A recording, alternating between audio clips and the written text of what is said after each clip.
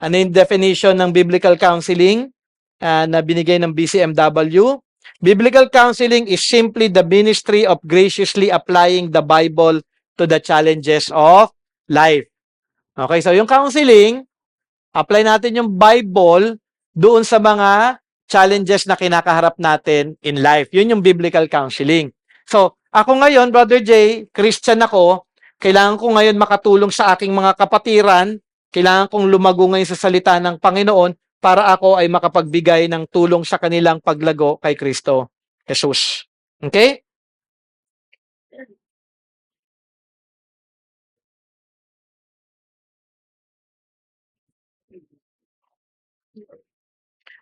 Personal ministry is a lot of hard work. Okay? Kaya ang counseling, actually, maraming mga churches ayaw nila ng counseling kasi hard work talaga ang counseling. You'd spend time, 1 hour, 2 hours sa isang tao, kakausapin mo lang patungkol sa problema niya. Di ba mas madali mag-aral tsaka magturo kaysa yung pakikinggan mo lahat ng life story niya. Pero talagang ganun eh. It's part of the ministry work. Okay? As a shepherd, as a Christian, dapat ganun din kayo. You should learn how to do biblical counseling kasi nagka-counsel nga kayo. Okay? So, ang ating Panginoon, siya din, He is the ministry planning servant. Ang ating Panginoon, may plano din siya. Di ba? Ano yung ginawa ni Jesus Christ nung pinalabas, nung inutusan niya yung mga apostles, mga disciples niya? Anong style ang ginawa ni Jesus Christ? 2 by 2, di ba? Pinaano niya, 2 by 2, you share the gospel. So, may plano ang ating Panginoong Jesus. Hindi siya parang, alam mo, hindi in order. Okay? Kaya ito yung aking sinabi kanina, biblical counseling is simply the ministry of graciously. So, ministry siya. Okay? Ministry siya. Ibig sabihin ng ministry, gawain ito natin na mula sa ating Panginoong Diyos.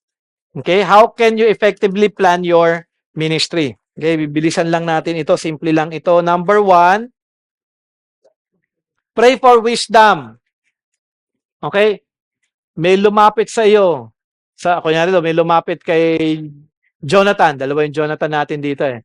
May lumapit. May problema ako. Pwede mo ba akong tulungan?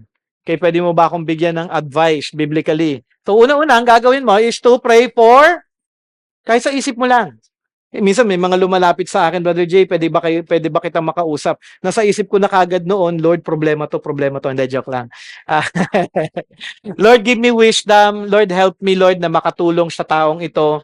Hindi po ako, alam mo yun, if I'm going to depend on my own self, that will not give glory to you. I pray, Lord, that you will give me grace and understanding, love for these brethren. So, kailangan natin mag-pray. Sabi nga sa James chapter 1 verse 5, if any of you lacks wisdom, let him ask God who gives generously to all without reproach and it will be given.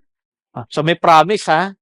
So if we ask God, He will give us wisdom. Kaya ako natutuwa ako pag may mga counseling, lalo na kapag yung mga nakakabiglang counseling, yung hindi mo ini-expect na ito yung kanyang situation, and then bigla ka na lang may maiisip, nag-overflow na yung mga Bible verses sa isip mo, and I'm so thankful for that because the Lord gives wisdom. Do we lack wisdom? Yes, and you have to be honest. Okay, minsan kasi yung iba parang, alam ko na yan, alam ko na problema mo. Ito lang yan. Ano yun, parang sarili na eh. Okay? Hindi tayo ganoon. We're not here to solve problems. We are here to hear the heart of the person, analyze the heart, kasi ano yung problem talaga ng isang tao? Yung heart niya. Okay? Kailangan nating malaman yung heart issues niya para ma-address natin yung heart dahil yung heart ang dapat na mabago. Hindi yung circumstance. Okay? Number 2, follow through on commitments. Ano ibig sabihin nun? Ibig sabihin, we are to be faithful in making commitments. Kasi kapag naging faithful tayo, we are already reflecting Christ's character. So kung may kasunduan kayo, sige, mag-usap tayo on this day, you follow on that. Okay? Hindi yung pwedeng, nakalimutan ko, may meeting pala tayo, so sorry, So kailangan mo maging committed. Okay? Para maging encouragement din ito dun sa ating kakaunsilan. Okay? Number 3, Prepare your own heart. Okay? Bakit kailangan kong i-prepare yung heart ko? Sabi nga, sa Proverbs 4:23, keep your heart with all vigilance, for from it follow the springs of life. We are to guard against a heart like Jonah or the unmerciful servant. So, ibig sabihin, prepare your heart.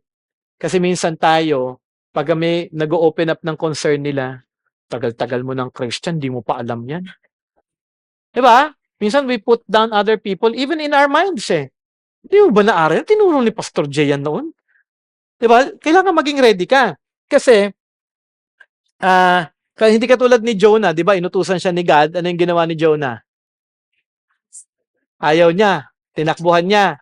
Kasi galit siya doon sa mga Ninevites. Kasi makasalanan yung mga Ninevites. So, full of bitterness siya. Nung na-save yung mga Ninevites, anong ginawa ni Jonah? Up to that. Inaral nyo kay JC yan, di ba? So, dapat maalala nyo yung tinuro ni JC. Anong ginawa ni Jonah? Even up to the end, masama pa rin yung loob niya. Kasi I know, God, you are gracious and merciful and you forgive. Ayaw niya noon. So, kailangan maging ready tayo pag-pray natin yung heart natin na maging loving tayo, maging biblical tayo, maging concerned tayo doon sa ating kakaunsilan. Okay? Susunod, study your Bible. Okay? Kailangan yung mag-aral. So, kung hindi kayo nag-aaral ng scripture, huwag kayong mag-counsel. Kung hindi nyo alam yung scripture, then don't talk. Tandaan nyo yan, ha? Kung mali yung interpretation nyo ng scripture at hindi kayo sigurado, then don't talk. Kasi ang ano yung dapat nating apply? Biblical counseling. Okay? Kung hindi biblical, counseling lang yun. So, kailangan talaga, you have to be ready. Kaya kung hindi nyo alam, biblically, kung ano yung isasagot doon, sasabihin nyo doon sa naghihingi ng tulong, aaralin ko yan, pabalikan kita sa susunod kong pag-uusap sa'yo.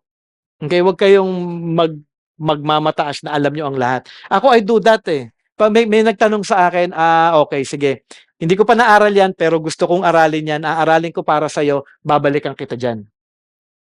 Huwag tayong maging mayabang. Mga pride, huwag kang magpapanggap na alam mo ang lahat. Ako, hindi ako nagpapanggap eh. Kung hindi ko alam, hindi ko alam. At hindi ko papaligoy-ligoyin sa Bible verses na parang nililito ko yung tao na para magmukha akong may alam. Alam mo yun? Pwede kong gawin yun eh. Pwede ko kayo lahat lokohin. Pwede kong lokohin kayo ngayon eh. Na parang alam ko ang lahat, but in reality, hindi ko alam. Kaya nga ako nag-MA kasi hindi ko alam. Kaya ako nag-aaral kasi hindi ko alam. So, while I'm learning, and then doon ko lang siya maia-apply at maituturo din sa inyo. Okay? So, extensively and intensively. Ano ibig sabihin na extensively? Malawak. Okay? Intensively. Ano ibig sabihin intensively? With seriousness, focus. Okay? So, ibig sabihin, mag-aral kayo, alamin nyo malawak ang maraming bagay para kapag may nagtatanong sa inyo, may problema sila regarding these things, marami kang alam. Okay? At nakafocus ka dun sa mga inaaral mo, iniintindi mo talaga. Okay? So, mahalaga yun. Number 5, review your notes. Okay? Kunyari daw, ano yung project na inassign mo sa kanya? Hindi ko na alam kung ano yung inaano ko. So, kailangan alam mo yung bagay na yun. Okay, stewardship includes tracking progress and identifying gaps. Ano ba yung mga kulang ko? Ano yung mga hindi ko pa nasabi? Ano yung mga dapat kong sabihin? Ano yung mga dapat niyang gawin? So, you have to review your notes. Okay, kaya maganda na may notes. And then, next is establish your agenda. Okay? For the meeting and for your self. Structure fosters clarity and intentionality. So, dapat may agenda. Okay? Sa formal counseling, meron kaming ginawa, assignment namin yun doon sa school. May format siya. Ano yung mga passages na babasahin niya, ano yung dapat na matutunan niya dito sa pagmi-meeting namin ngayong araw na ito. So, yun, nilalagay mo yung kung ano yung focus mo, ano yung goal mo, and then ano yung dapat na matutunan niya. Parang sinusulat mo na. So, ibig sabihin, may program ka na isinusulat o piniprepare para meron kang sinusunod na plano. Okay? Minsan ito, ipapakita ko yung example na yun kasi importante yan. And then, prepare yourself. Okay? Emotionally and physically. Okay? Bakit emotionally?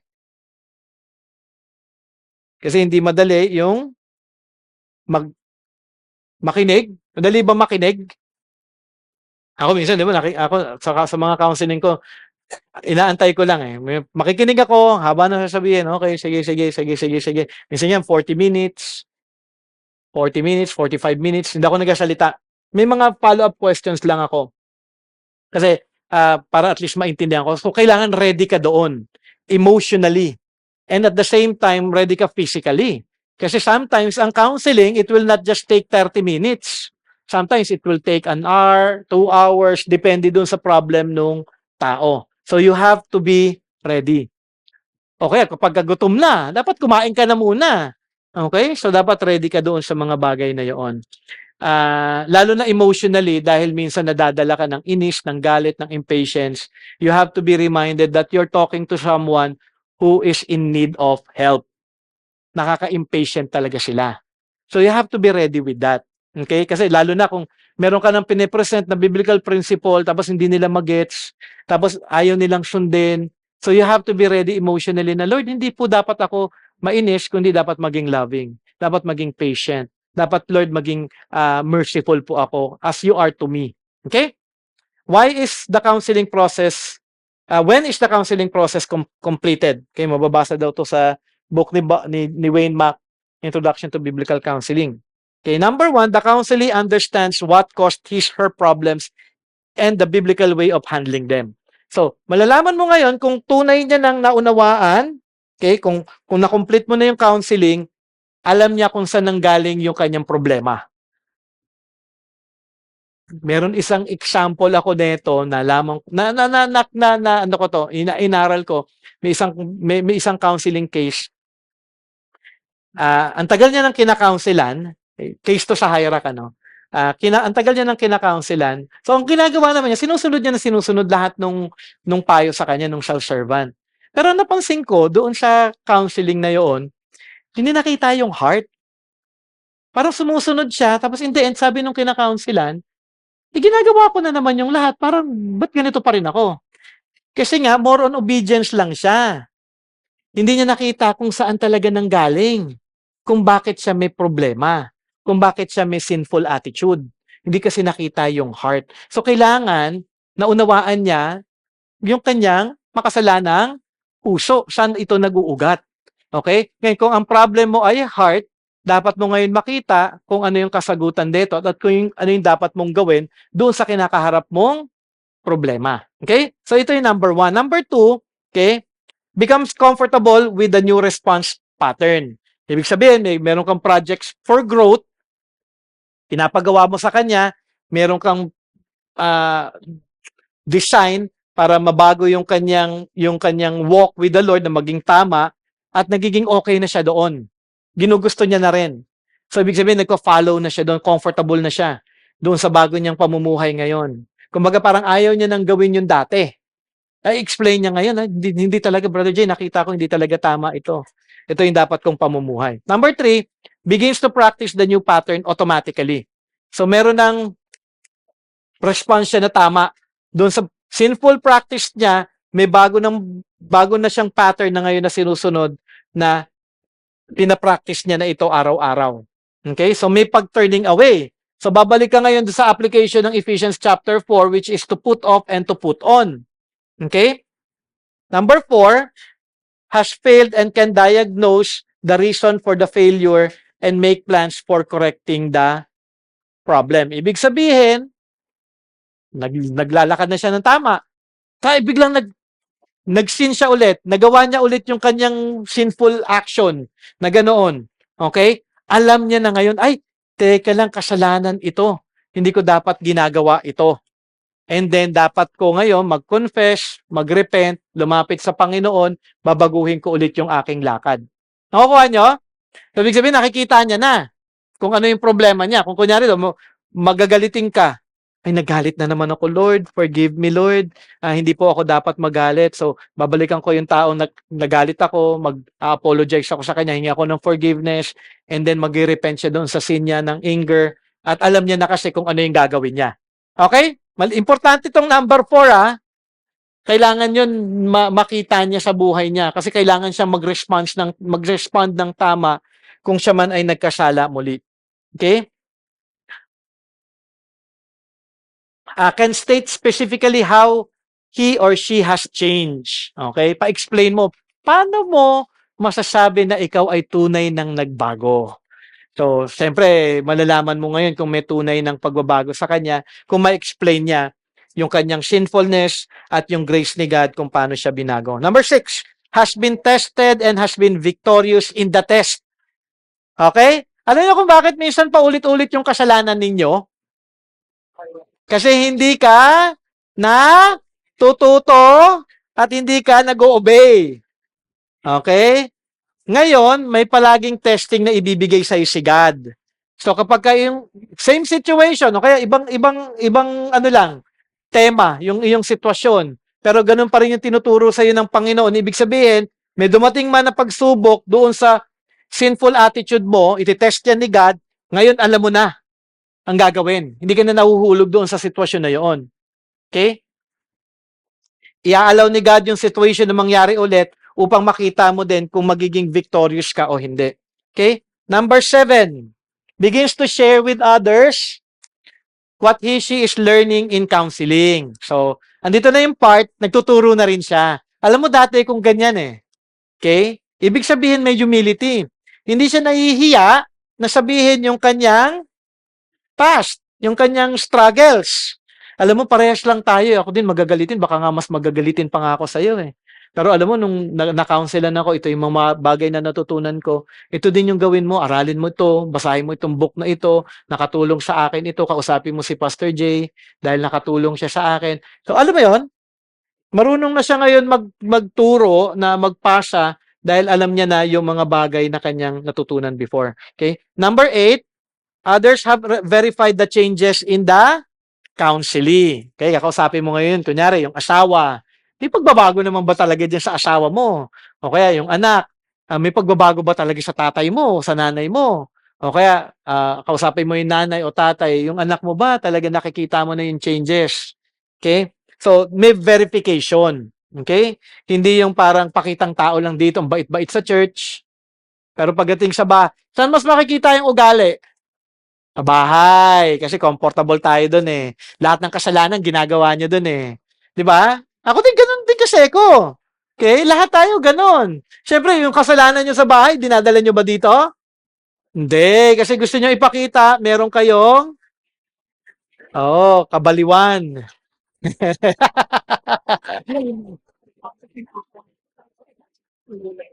Kaya nga minsan patirahin niyo ako sa bahay ninyo. Lang isang buong linggo. Siguro ang bait-bait niyo lahat.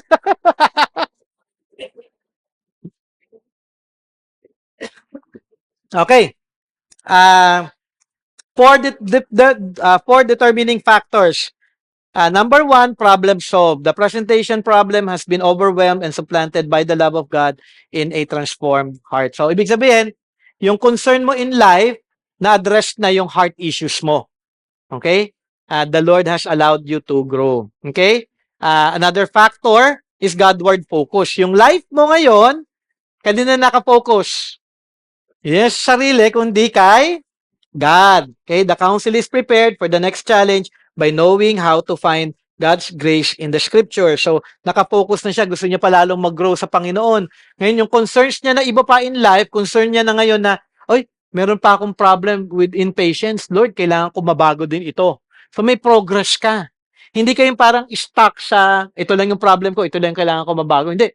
Maraming pwedeng baguhin sa buhay natin, di ba? Maraming dapat baguhin. Tama ba? Parang wala kayong kailangan baguhin, Para kayong mga anghel lahat, Sige kayo, kukunin kayo na ni Lord. Bite-bite nyo na. Joke lang yan. So, ibig sabihin, chine-check natin din yung iba pang mga bagay na alam natin, ito makakaluwalhati sa Panginoon kung ako din ay lalago sa mga bagay nito. Godward focus na tayo eh. Okay? Susunod, number 3, integrated in the church. Ano ibig sabihin integrated in the church? Ikaw ay bahagi na ng church. Okay? Sabi nga, the council has a zeal for the local church, corporate worship, values being under authority, serving, and friendship. So, ibig sabihin, gusto mo maging bahagi, gusto mo maging accountable sa church, membership. Okay? Kasi gusto mo talaga mag-grow eh. Then, part actually talaga ng life natin as a Christian is to be part of the church. Okay? Importante po ito. Kasi alam ko, ang church na ito makakatulong para sa aking paglago. Ba tayo pa-member? Imposible yun. Di ka lalago kasi ayaw mo na accountability eh. Ayaw mo na question ka, ayaw mo na ayaw mo pakikialaman ka. Eh di magtayo ka ng sarili mong kulto. Di ba? Kung ayaw mo dito sa church, kailangan talagang pakialaman yung buhay ninyo eh. Ako, it doesn't matter kung kunyari sila Pastor Bob, they would ask me about my family. They should. Because they should be concerned. Dahil shepherd ko siya eh. So, kung papakailaman ni Pastor Bob yung life ko, o kaya, kunyari, self-servant ko, it's a given authority. Shepherd nga eh. Ano bang trabaho ng shepherd? Mag-alaga ng mga tupa ng Panginoon. If ayaw mo magpaalaga,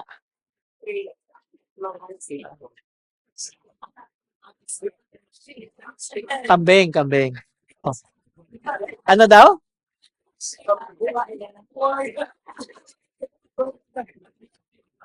Bakit crocodile?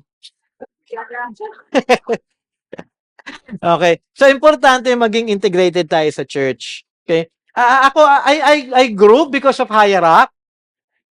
Nung nakilala ko ang Hierarch, wala pa nga membership noon, committed na talaga ako sa Hierarch eh.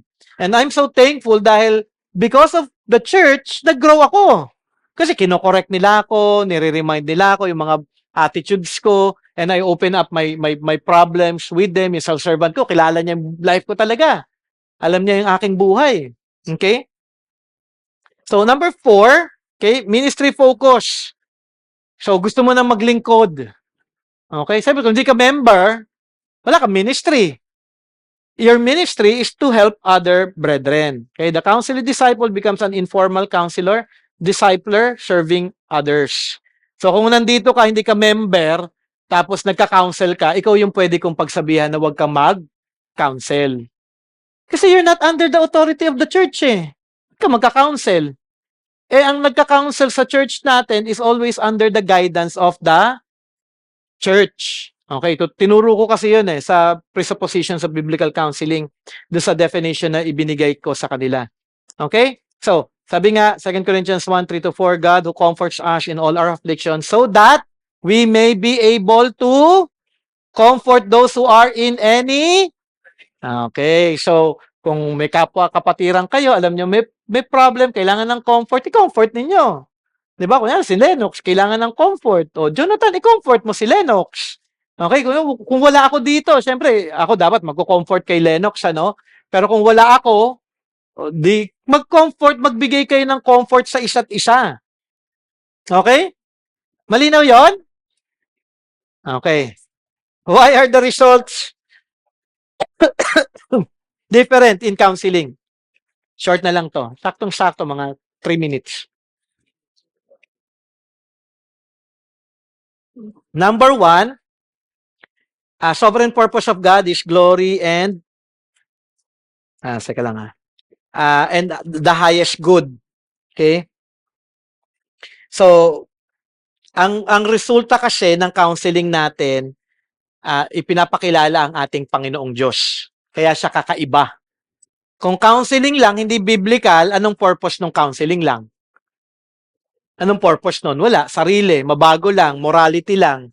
Okay, para maitaas nung sariling, nung nag-counsel sa kanya, kita, galing ko, no? Nabago buhay mo. Hindi. When we do biblical counseling, we submit to the sovereign purpose of God, which is His glory and the highest good of the person. So when we do counseling, it is always for the glory of God, not for Ay, ang galing naman ni ano, ang galing ng sister ko, ang galing niya magpayo talaga. Wow! Wow! 'Di ba? Sinamba na. Hindi, it's always for the glory of God. So, yun yung kagandahan ng biblical counseling. Okay? Number 2, must be willing. Okay? Ah, biblical counseling reveals to us yung willingness natin to change because the Holy Spirit is in us, the Holy Spirit will work, okay? Bibigyan niya tayo ngayon ng desire to change. Okay, kaya nga importante na nagti-change tayo sa ating buhay. Sabi nga sa John 7:17, if anyone's will is to do God's will, he will know whether the teaching is from God or whether I am speaking on my own authority. So, ibig sabihin, when you hear counseling that is biblical, mag-respond ka ng kagustuhan talaga na mabago. Okay? Number 3, must have the right motivation. So, bakit iba yung result ng counseling natin? Kasi it will motivate us na maging tama yung ating mga heart. Okay? Not only that, sa biblical counseling, makikita natin kung sino talaga yung tunay na mga Christian at hindi. Okay? So, kaya nga dito sheep and the goat. Ito mahalaga, no? 1 John 2:19, they went out from us, but they were not of us, for if they had been of us, they would have continued with us. But they went out that it might become plain that they all are not of us. So, biblical counseling will reveal if the person is a Christian or not. Okay? Kaya kapag kinounsel ka, umalis ka dito ng church, then you are not of us. Plain and simple. Okay? Lilipat ako ng church kung saan magiging katanggap-tanggap yung sin ko. Ganun yun Kaya actually, ang dami sa hierarchy, may mga umaalis Kaya obviously, sila, ayaw nila ng biblical counsel. They don't want to grow. They don't want to be rebuked. Okay? So if they went out because they don't like the counsel, then you're not a Christian at all. Kasi biblical yung binigay ko Maliban na kung unbiblical yung binigay kong advice o yung counsel, then kaya nga nakakaawa. Nakakaawa. Yung aalis dahil kinaunselan mo ng tama. Daming ganun sa hirap. Nakakalungkot. Last 2-3 months, 3 family umalis. Ayaw kasi yung counsel. Nakakalungkot. Kilala ko pa naman yung mga yon. Okay, number 5, teaches the counselor. Okay, biblical counseling will help also the counselor itself. Alam mo yun, mag-grow. Okay, in humility. So, nakakatulong ito sa akin. Alam mo yung mga hard cases, it helps me to grow in humility and my need of prayer. Number 6 and last, biblical counseling can be a mystery. Okay? Alam mo yung Deuteronomy 29:29? Alam niyo yung Deuteronomy 29:29? Ano yung Deuteronomy 29:29? The secret things of God belongs to God. Okay? So may mga bagay na hindi talaga natin alam. Diyos lamang nakakaalam nito. Pero because of God's mercy and grace, inaalaw pa rin niya na mangyari ang lahat ng mga bagay na ito, but we are to submit to Him. Okay? Malinaw? Last. Sabi nga, where does this ministry planning fit in the model? Number 7, sa buo na ito. Okay? We are to apply, kailangan natin maging handa sa biblical counseling natin dahil ang dami nating kailangan i-apply. Okay, 1, 2, 3, 4, 5, 6, 7. Question before we end.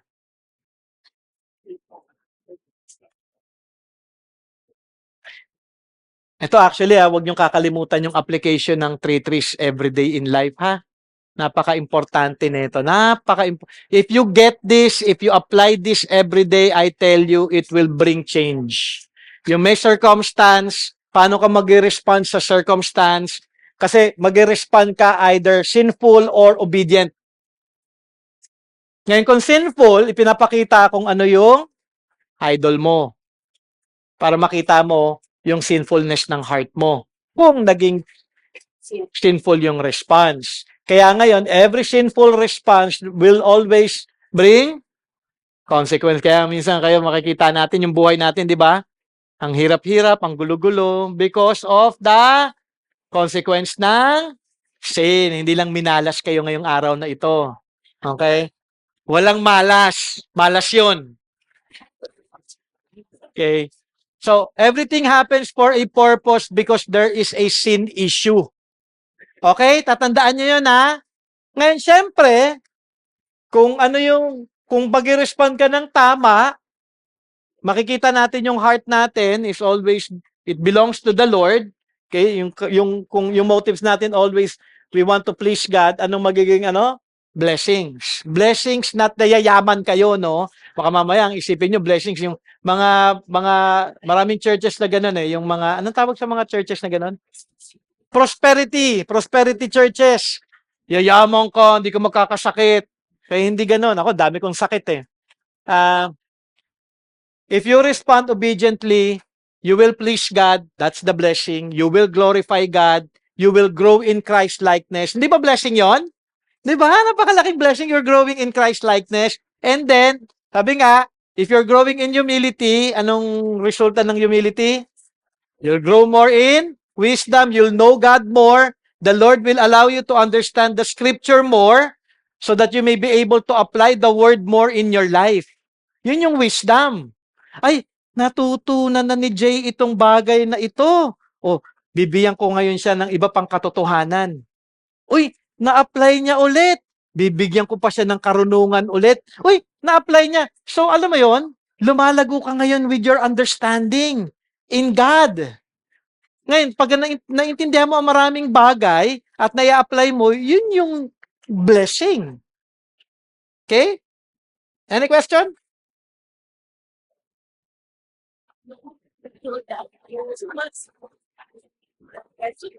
No! Si Adelie sumagot? Very good, Adelie. Very good. Malinaw? So, biblical counseling is not just only formal. It's personal, unang-una application sa self.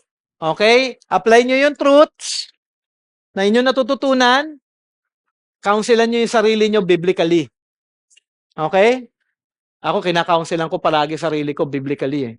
And I thank the Lord for that. Kasi ibig sabihin, may understanding ako ng word. Kailangan ko siya ma-apply. And then, pag natututunan ko na, sino yung kailangan kong unang tulungan?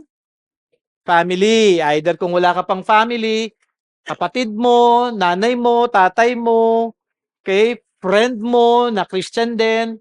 Okay, and then susunod, church. Okay, brothers and sisters. Okay, may nagtanong sa akin. Sabi niya, Brother Jay, pwede ba namin counselan ang lalaki? Kay babae daw siya. Sabi ko, pwede. Pagka nag-sin at ikaw yung witness doon sa sinning brother or sister, kahit babae ka, kailangan mo siyang i-correct. Okay? Correction is also counseling. Kasi ano sabi sa Galatians chapter 6? Sige, buksan niyo yun, pwedeng pakibasa. Galatians 6.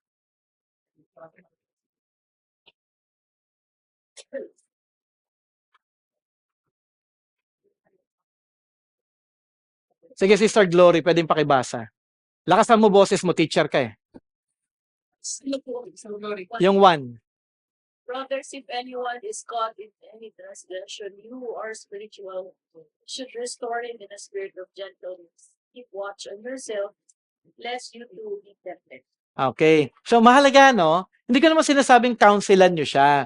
Pero kung yung issue is sinful at automatic talaga na biblically, scripturally sinful yung ginawa ng kapatiran ng lalaki, ikaw lang naka-witness.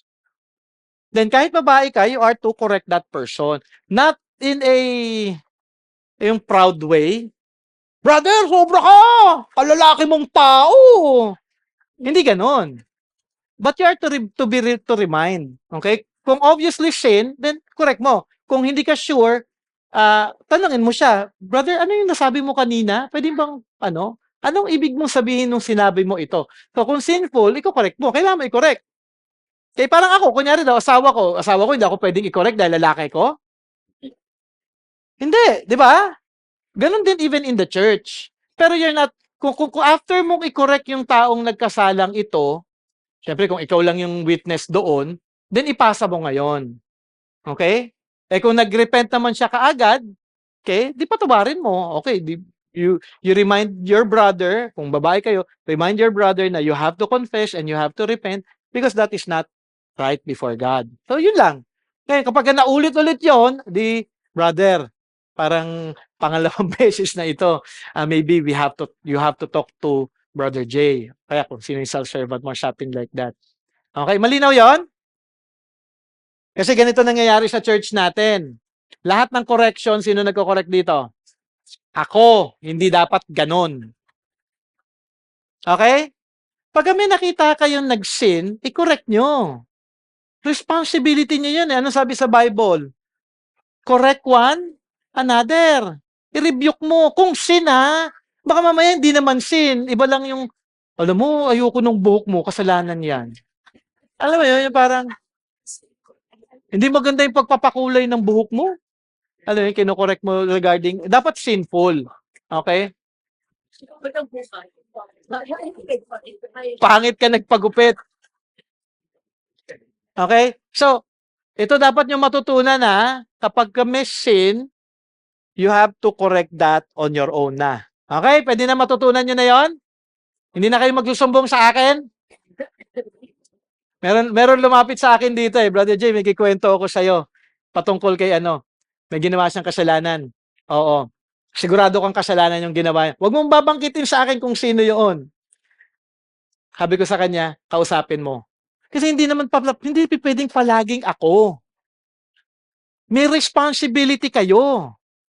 And if you're not going to do your responsibility, dahil command eh, you who are spiritual, di ba kapag may nakita kang someone transgressing, responsibility mong i-correct yun. Hindi ko responsibility yun. Okay? So, ganito ang importanteng matutunan ninyo at napakahalaga nito. Pag tayo dito sa church, nag-correct sa isa't isa, wala dapat ma-hurt.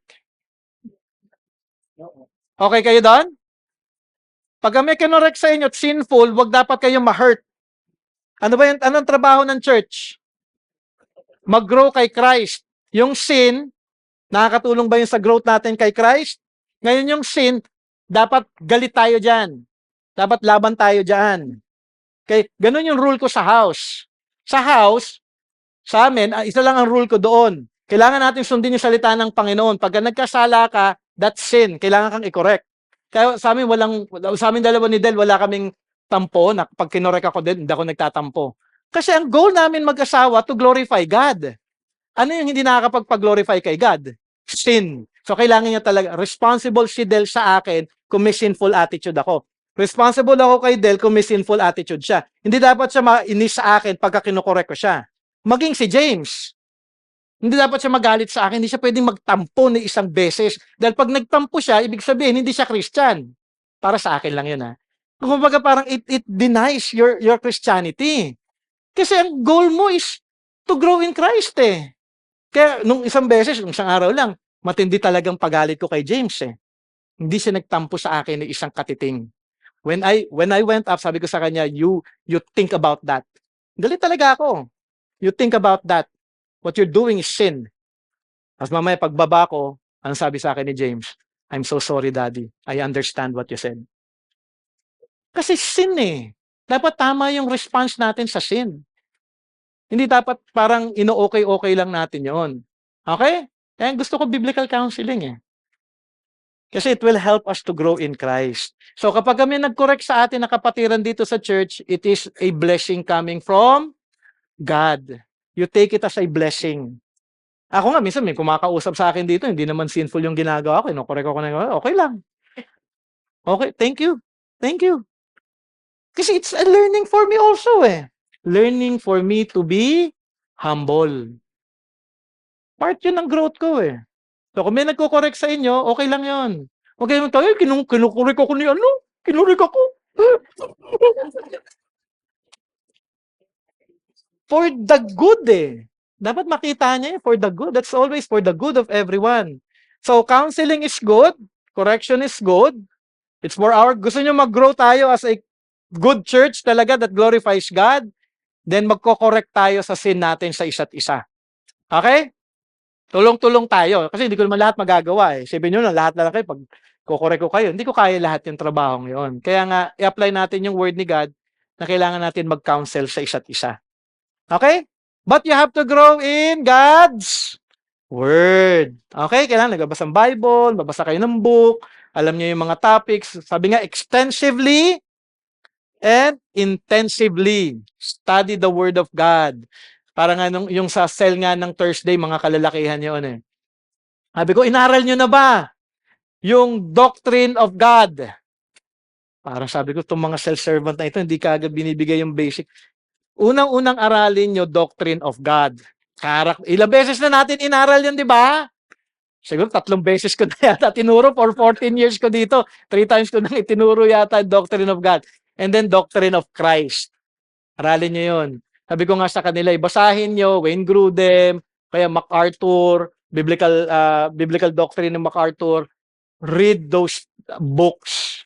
Learn about who God is. Kasi foundational yon. Kung Christian ka, dapat alam mo kung sino si God. Kung Christian ka, dapat kilala mo kung sino si Christ. From that pa lang, makakapag-counsel na kayo ng tama. Why? Kasi character ni God, inaaral mo eh. So, yung sin niya, it's against God's character. Ano yung tinatamaan na character ni God doon? Eh sabi ni God, ito yung character ko, dapat minamanifest mo, minimirror mo yung character ko. Kung ang sin niya is impatience, God is patient. Diba? So, impatience is sin because God is always patient sa atin. So, it denies the character of God. So, study the character of God, study the doctrine of Christ, okay? Study the doctrine of salvation, okay? Yung Ordo Salutis, okay? Ano yung Ordo Salutis? Yung paano tayo naligtas? Okay? Siyempre, una, election, yung calling, di ba? Naalala nyo yon? And then, redemption. So, inaral natin yon Doctrine Tuesday. Baka naalala ni Kyla. Nakinig daw siya ng Doctrine Tuesday noon eh. So, kung hindi nyo alala, balikan nyo yung Doctrine Tuesday natin, yung Ordo Salutis, importante yun. So, maraming magandang aralin. Kasi kung mahal natin ang Panginoong Jesus, mahal natin si God, inaaral natin siya. Pinapalago natin yung sarili natin patungkol kung sino siya sa ating buhay. And the more you know God, you will be in awe of God. Kayo din, in a lot of ways, with humility, lalago tayo kay Kristo Jesus. Okay? So, sama-sama tayo, di ba? Parang ayaw yung sama-sama tayo ah! Yeah, question, Brother Angelo. Great fancy. Kung hindi na kaya ng self-servant, pwede na may nagtulis. Oo naman. Kung hindi kaya daw na self-servant, yung sin issue, dapat talaga pumunta na sa akin. Actually, yun din naman ang sinabi ko sa hierarchy. Nung in-explain ko sa kanila, my role as a biblical counselor, ministry head, is kung meron kayong counseling issues, which binigay naman din sa akin ng opportunity ng SC, at hindi kaya, wala nang time yung self-servant ninyo to accommodate your counseling case, pwede kayong lahat pumunta sa akin. Mukhang wala namang pupunta sa akin. Pero may mga ibang lumapit na. So, part talaga yun eh. So, ibig sabihin, in hierarchy, in time, magkakaroon ako ng maraming biblical counseling cases talaga. Kasi yung ibang cases ni Pastor Bob, ako yung kukuha. Parang ganun yung mangyayari in the future. Kasi yung hard cases ni Pastor Bob, dahil ako yung nag-aral, ako yung parang mas may understanding about it. So yung ibang hard cases, in the future, paghahatian namin ni Pastor Bob yun. So kung may problem kayo, go to me. Huwag kayong matakot. Kung gusto nyong lumago, kailangan nyo ng counsel. Okay? Wala na ang question? Let us pray. Let us pray. Lord, thank you, Lord God, once again for your word. And I pray, Lord, for BSL because you are equipping us, teaching us about biblical counseling. I just pray, Lord, na yung mga counseling na nangyayari sa aming church will always be biblical. And I trust the people here na dahil inaaral po namin ito, Panginoon Ama, ang bawat isa din ay magbibigay ng payo na biblical sa aming mga kapatiran. Dahil ito po'y mahalaga para sa aming paglago po ito. At salamat dahil kung may mga iba kayong ginagamit to be a a light for them, an encouragement for our dear brothers and sisters here in the church. I thank you, Lord God, for that because that is a big help. But kung meron pong cases na mahirap na talaga, I pray for the people here na hindi po sila mahiya na lumapit sa akin upang mas matulungan ko po sila with their challenges in life. Ano man ito, Panginoon Ama, alisin niyo po sa amin yung hiya, ang aming maging focus, kailangan naming lumago kay Kristo at kailangan ko mabigyan ng tama at biblical na payo para sa aking paglago. So I pray, Lord, na ito ang maging laman ng puso po, Panginoon Ama, ng bawat isa dahil napakahalaga po ng ministry po na ito sa aming church. So thank you once again. We pray, Lord, for the weather na sana po humina ang bagyo sa aming pag-uwi. Ingatan niyo po ang bawat isa and we pray for your protection not only for us but even for the other churches, oh God, especially dun sa mga dadaanan, Panginoon Ama, talaga ng bagyo. We pray for your blessing and protection for everyone, oh God. We pray, Lord, na sana wala pong casualty. Sana pa, Panginoon Ama, ay ingatan niyo po ang bawat isa at nawa maging opportunity po din ang storm na sila'y tumawag sa iyo. Sila ay manalangin at kilalanin si Kristo bilang kanilang Panginoon tagapagligtas.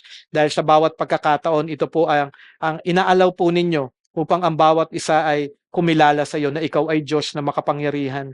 At ang pinakamahalaga na kanilang makilala ay si Kristo at mapatawad sa kanilang mga kasalanan upang maging handa po ang bawat isa anumang kalamidad, Panginoon, na ang dumating sa aming buhay. So, we pray for your blessing and protection. We pray also for Sister Tess. Thank you, Lord God, dahil na move na po siya sa room at pwede namin po siyang ma-visit. We pray, Lord, continually for her healing, Panginoon Ama, fast recovery from this, Lord God, sa kanyang stroke at nawa maging encouragement din po kami in prayer sa kanya and also that we may be able to help her, Lord God, financially sa kanyang mga needs din, Panginoon Ama, for the hospital bills. So we pray, Lord God, for your guidance and also opportunity for me na makapag-visit po doon and to pray for her and to share the gospel, oh God, if possible, Panginoon Ama, sa mga nagbabantay sa kanya doon. So we pray for gospel opportunities also. So thank you, Lord God, once again, until we meet, Lord God, next week. In Jesus' name we pray. Amen and amen. Thank you very much.